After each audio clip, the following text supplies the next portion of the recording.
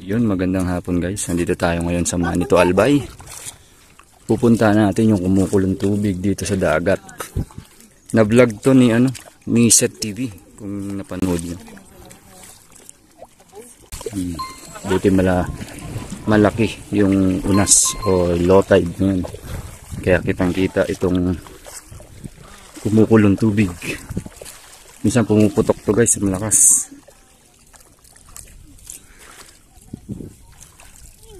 Ito guys, oh.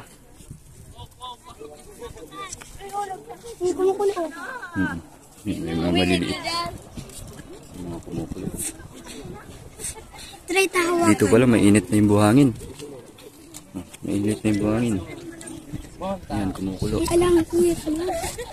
Mainit yan guys. Pwede dyan maglaga ng itlog. Ayun, naggalaga sila pala ng itlog. Oh.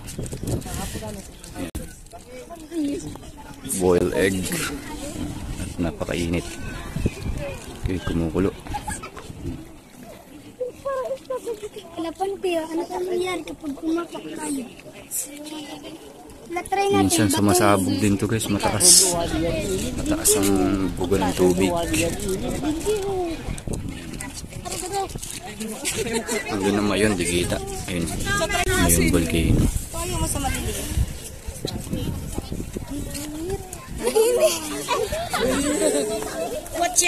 Yan, dito ka lang.